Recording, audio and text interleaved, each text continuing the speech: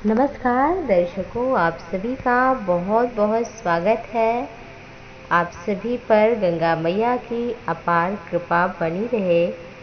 शुभ प्रार्थना के साथ आप सभी के स्वप्न का रहस्य आप सभी तक एक बार फिर से आप सभी तक चलिए पहुंचाते हैं।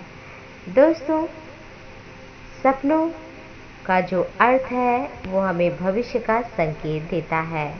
बात करें नदियों में गंगा की, तो सर्वोत्तम नदी हिंदू सनातन धर्म के अनुसार ऐसा कहा जाता है, गंगा नदी में नहाने से पाप से छुटकारा मिलता है, जन्म मृत्यु के चक्र से भी छुटकारा मिलता है, अपार पुण्य प्राप्त होता है। तो आइए जानते हैं माँ गंगा को देखना यदि आपने स्वप्न में दर्शन किया है तो उसका क्या अर्थ है। स्वप्न में यदि आपने गंगा माँ को देखा है तो यह सपना बहुत ही शुभकारी कहा जाता है। गंगा माँ को देखने का अर्थ है आपके जीवन में चारों ओर से खुशहाली, अच्छा समय, सुख की प्राप्ति और समय आपका सुख में बीतेगा, इस ओर यह सपना संकेत देता है।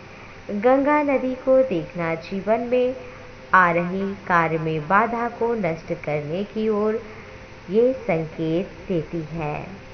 यदि आपने गंगा नदी में तैरते हुए देखा है तो यह सपना सफल होने का सूचक कहा जाता है।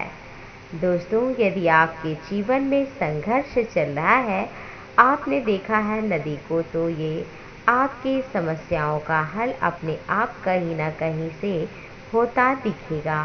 कठिनाई के बिना आप आगे बढ़ेंगे, कठिनाई समाप्त होगी। यदि आपने गंगा नदी में स्नान करते हुए देखा है तो यह सपना आपके जीवन में जल्द रोग शोक से मुक्ति, मन की शांति की ओर यह सपना हमें संकेत करता है।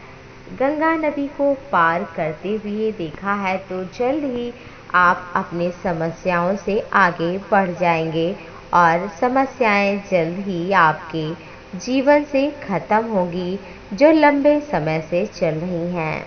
दोस्तों, गंगा नदी को देखना, गंगा नदी में स्नान करना, गंगा नदी में नौका देखना, गंगा नदी में तैरना या और किसी को नहाते हुए या खड़े हुए देखना या गंगा माँ को देखना, यह सपना आपके जीवन में खुशहाली, उन्नति, प्रगति, प्रेम, स्नेह, सौहार्द, सफलता की ओर संकेत करता है। बाधाओं से मुक्ति मिलती है और साथ ही साथ आपके जीवन में सुख आनंद का आगमन होता है।